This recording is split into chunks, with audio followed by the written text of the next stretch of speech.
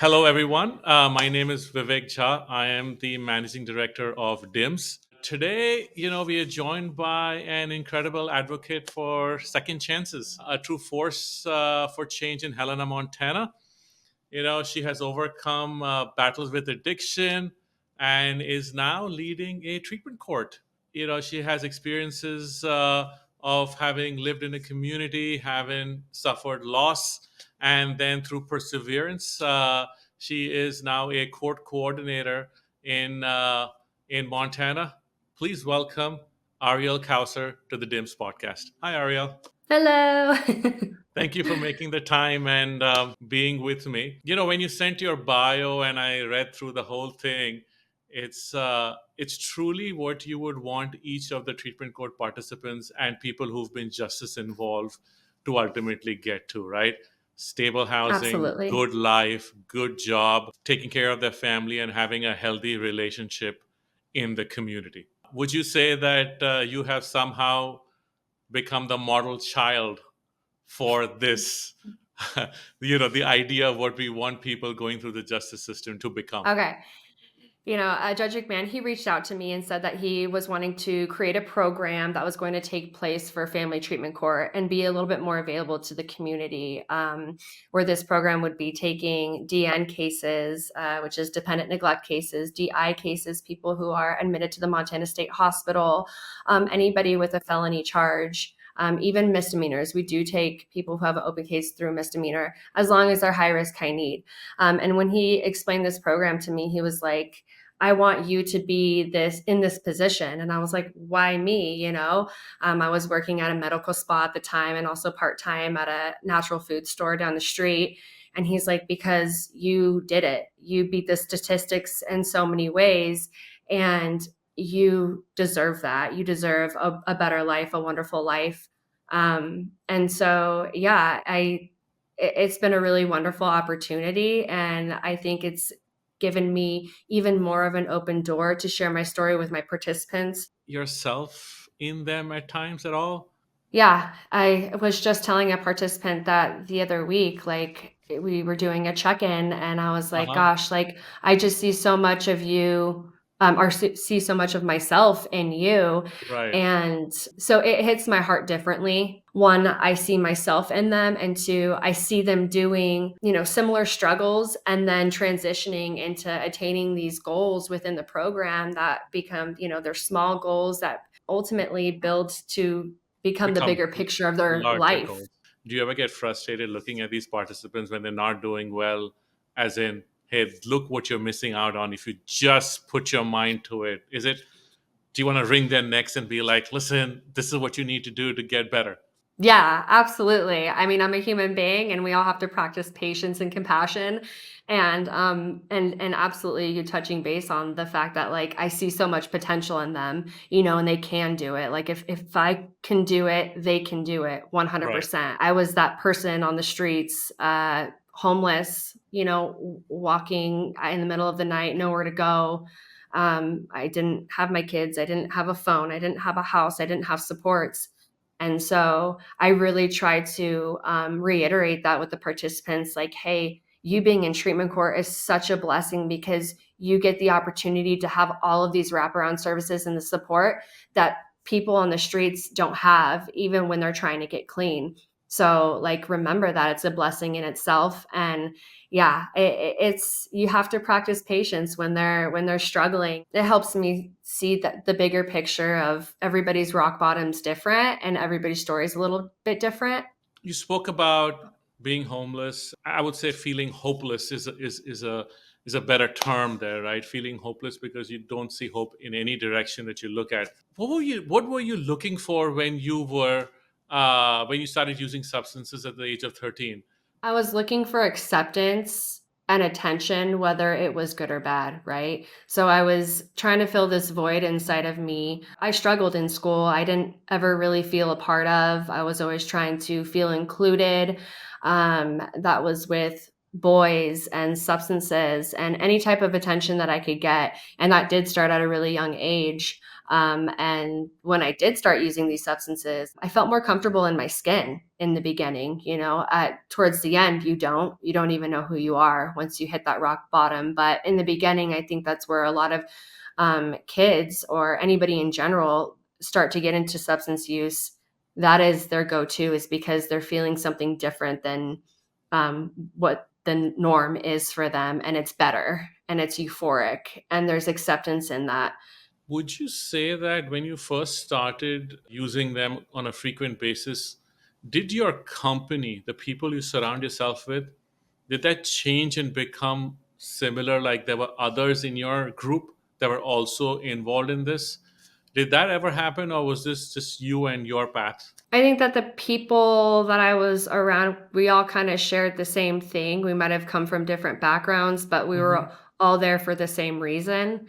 Um, but you quickly learn when you can't, um, it's not a real friendship. And when you can't put forth or like provide the high for them, they're going to peace out pretty quickly. Got it. Um, and I and then I think that goes down a rabbit hole of mental health. Felt like nobody understood me except the people that I was using with. And I think that's where people stay in that. It's like it's like people around you are like, why are you hanging out with these people? They're not healthy for you. But you're so stuck in it and you don't know how to get out. That's who you cling to, is the other people that understand that darkness, unfortunately. People in general, just to feel some sort of acceptance. That was big for me. So you mentioned that you had your father passed away when you were 11, Mhm. and then you mentioned just in terms of timeline. So your father passes away at 11. At 13, you start experimenting with substances. Going back, do you feel that if your dad had not passed away at that young age, you wouldn't have landed up experimenting with substances at 13? My mentality was, I was just such a curious George when it came to that. And even before my dad died, I struggled with acceptance in elementary school and just trying to feel a part of.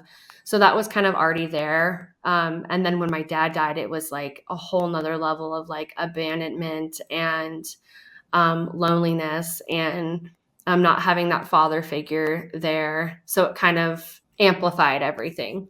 So you're telling me that for the parents out there and listening to all of this, it starts pretty young. Like the fact of not being part of something and not being part of a group, even a team sports or something that brings you together, then causes one to become more of an attention seeker and trying to fit in.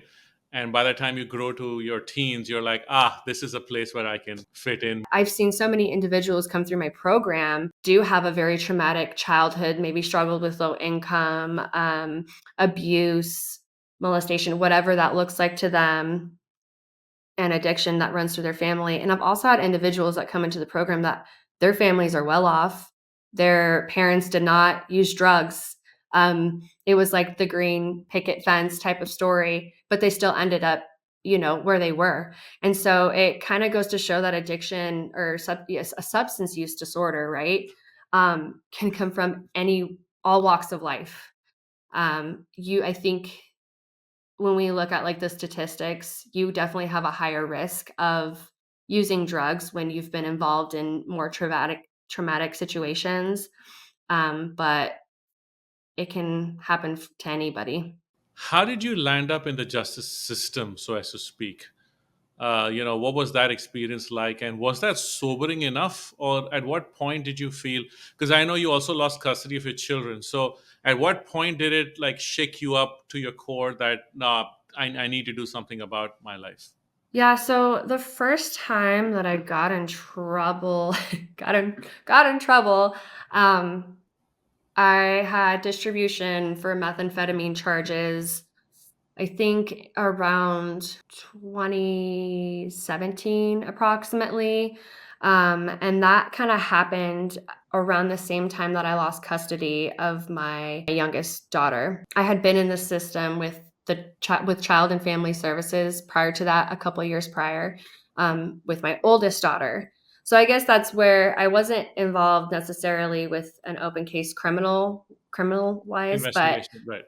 correct. But I definitely was involved with Child and Family Services firsthand. And then in 2017, that's kind of um, when the criminal charges came to fruition. That wasn't, it didn't do it for me. I went to treatment 3 times. And when I tried to go that time with the department, um, I went and I think I graduated MCDC in Butte, Montana, Montana Chemical Dependency Center, I believe it's called. And I graduated, but I didn't have the supports coming out. So when I came back home, I went back to my mom's house where I lied to everybody in my aftercare plan. Yes, I have a safe home. Yes, I have supports. I have all these things. And I was really just going to treatment just to get my daughter back. And it didn't happen that way. I went back home. My mom struggled with drug use. My partner did, and they were all still doing the same thing. So the same day I came out and I relapsed again. And then, man, it wasn't until the year April 17th, 2019. That was my Mm-hmm. third attempt in treatment, and I almost didn't go. I had every excuse in the book. My ride is too intoxicated, this and that, and I made it there alive, thankfully. And I did the program. I got out. Actually, in fact, I didn't graduate. There was a situation that happened where they asked both me and another individual to leave the program. And I called my mom immediately. And my mom at that time was in a good place in her life. And I said, Mom, I do not want to go back into the streets. Please let me stay with you until I can figure out how I can get into the YWCA, because I had an interview a week later that I was supposed to do. And so my mom said yes. She had me stay there. It was a Saturday. I came home. She picked me up. And then that Monday, I went to the Y, knocked on their door, and I said, I know I'm supposed to be in treatment right now, but this is the situation, and I refuse to go back to the streets. I want my kids back. I want my life back. And they aren't supposed to do this, but they staffed it. They had me do an assignment on what my recovery meant to me Mm-hmm. and decided for me to come back in. And that was really my journey into, I mean, I never looked back. And I can touch base, even me going to treatment within that year. I ended up getting federally indicted from charges that were based In a year and a half 2017. prior. Yeah. So during that time, that was really difficult. That So, was Go what ahead. was so different about the third time that you went into treatment, that because many would just, they would have just given up, and after several failed attempts, what was different about the third attempt? Was it a shift in mindset, environment that made that possible? It was a mindset for sure. I mean, I just knew if I didn't do it then, I would lose everything forever. Even if I decided to do it later down the road, I was going to lose everything then. I mean, Child and Family Services, they were just done. They were done. They're like, they didn't think that I was even going to stay clean. Right. Um, and I had to literally instill it in my brain. You have no other choice but to take a step forward. My question is, how do you have daily practices, rituals that keep you grounded and help you maintain the recovery? It's Mm. not, it can't be just like now you've recovered and then that's it forever. At that time, when I got my girls back, I was living at the Y. It was very an intimate setting there. So all of my groups were at the Y. We Uh-huh. even had our NA group there. So I I went to NA groups even like twice a Hmm. day. I started doing that. Okay. And that so Narcotics Anonymous played a major role in that. When Got I it. ended up getting federally indicted 9 months into my recovery, I got my kids back. I was in family treatment court. I ended up getting on conditional release, and that was like the big push. Like, I was looking at 15 years in federal prison. I didn't know what my life was going to look like, and I had to live my life every day like I wasn't going to go away, and I had to be present for my kids. So what did that look like for me, right? One, Narcotics Anonymous. I had a sponsor. I was working the program and the steps. That was amazing. Sober events, like going to the Narcotics Anonymous events, played a huge role. And then I met an individual. Um, her name's Joanna. She is a wellness coach, Okay. spiritual wellness coach. She's an angel intuitive, very spiritual, beautiful, empowered being that I really connected with. I had met her at farmers market in Helena, Okay. and I started doing work with her, and Okay. that my spiritual foundation in my life from that point and on has held my recovery together in so many ways. And so I was, doing meditations. I was figuring out what my like higher power was and what my beliefs Uh-huh. were. Um, mm, uh, the angels play a huge part in my recovery. Like I said, I'm a very spiritual person, so I'm really connecting like with my angels, with my wellness coach, connecting with nature, reading books. I love reading books, self-help books. All of those things have played a huge part, and I had to hold on to that when I left for a year. So I ended up getting sentenced, and because I had such amazing connections in family treatment court that I Hmm. had built, I came back out feeling really supported in that, and just continuing my journey on. Yeah. So the fact that you were already in treatment course successfully going through that, did they give you a conditional release and say, okay, if you continue down this path, we won't send you to federal prison, or how did that work out? Oh yeah. So no, it didn't. Like I said, I took my case to trial. So that whole year, treatment court just was that cushion, that support. Like, we got your back no matter what happens. But it didn't. There was no promises to be made to my sentencing. Okay. Um, Okay. just to be very clear, but my voluntary work in the program and them seeing all the things that I was doing while I was on conditional release for a year. So it took about a year for me to get sentenced. So in that, with the judge, he took all those things into consideration, and so did the prosecutor. So when it came down to the nitty-gritty, the guidelines were me to be incarcerated for 2 to 3 years. Um, and the prosecutor and the judge both agreed that that would be too long for me to be away from my children because of all the work that I had done with them and the relationships that were being put back Cemented. Yep. together. Yep. So it would have been more traumatic for my kids for me to be gone longer. And so they agreed for me to go. I was still had to go away for a year and a day. So that one day that they added to that qualified me for good time. Okay. So I had to do 85% of my time. So if they would have sentenced me to just a year, I wouldn't have been able to have any good time cushion, and I would have been gone for a year. But instead, I was only gone for 10 months. And then they put me, so I went to SeaTac Federal Detention Facility for 10 months. I went to Great Falls, Montana for pre-release for 1 month. And then I transitioned back to the YWCA here in Helena after that.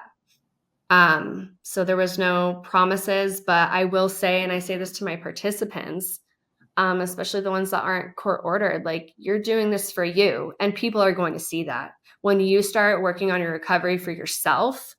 And I mean, that's the golden key right there. That's when everybody Right. is going to see what you're doing. You're not proving it to them, you're proving it to yourself. Wow, that's so powerful. Now that you're back, how does your family, your children, and I'm sure there's both struggles and love that you experience today, how do they shape your values and goals now that you have a professional life? Super busy. I do have to admit, I'm a little bit of a workaholic. But it fills my cup and it fills my recovery getting to help Hmm. other people. So that helps. Yeah, living, I also work 2 other jobs because 'cause I'm a Okay. single mom. So I teach dance, in the community, hip hop and break dancing, which is super fun. And then I do caterings with my partner. He owns a restaurant. So staying busy in that realm. My girls are both in middle school. One's about to be going into high school next year. And I'm just grateful to be present with them. I also am a wellness coach. So I do that on the side. It's not something that I do full time because this is my job that I do that I love. Right. But it does, my spiritual foundation plays everything in my recovery. So I do emotional freedom technique classes. I hold that within the community. So it's a therapeutic tapping uh, Okay. class that I hold, and that plays a big part. So like all of these little like rituals that I do within my day, whether that's like affirmations, I'm really big into oracle cards. In fact, I do it with my participants. So this is one of them. This is the healing cards. Okay. So every week, the participants, I shuffle the deck, lay it out, and when they come up at the podium and they talk to us afterwards, they pull a card, and it's just positive affirmations or healing affirmations. Got it. And it's really cool because it really speaks to them and it speaks to me. So, like, just doing those little things, breathing, meditation. I do sound bath healing classes, sessions. Uh, all of these different factors. I still see my mental health therapist. She's my go-to. I just saw her like an hour before getting on here. So it, it never goes away. You always have to make sure you're filling your cup. And I always tell people that you have to make sure that your cup's overflowing because you have to be 100 for you. And everything that's overflowing is what you give to the people that you love around you. So if I'm not taking care of myself, I can't be present for my children. And if I'm not showing them, influencing them in a positive way, Right. you have to, what is it? Walk the talk, reflect a lot, because even 5.5 years, right, that I have clean now, um, you're still dealing with life on life's terms, and your children feel that too. So Right. sometimes we have to, go back and just remind them. I have to remind them, hey, I'm here. I'm not going anywhere. And they've come to a place now where they believe that. But it took a long time for them to believe that. So let's say someone out there has a relative or a family member who is in your situation, right, from back in Mm. the day. What could they do? What can they do? What kind of approach should they do to help somebody like this and get them out of the fog and the darkness? The best thing that you can do, you can't control. There's no, like, answer to getting someone out of addiction, there's just not. It's when they're ready. So, what you can do is be an open ear. Like, I'll never forget, like, my sister, my oldest sister, I would just call her and I would just vent, and she wouldn't judge me, and she would just listen to me, and that made me feel understood and heard.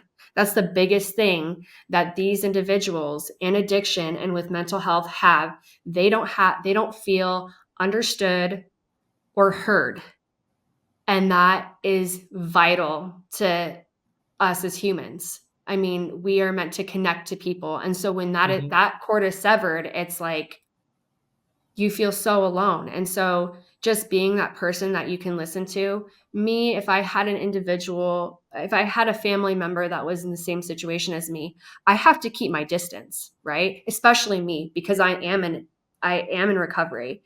And so I can't get too close to that person because I need to take care of myself.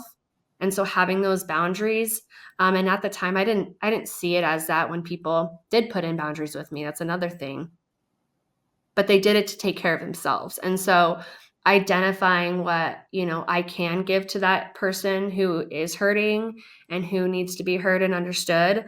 I can do that. And I do that in my job, right?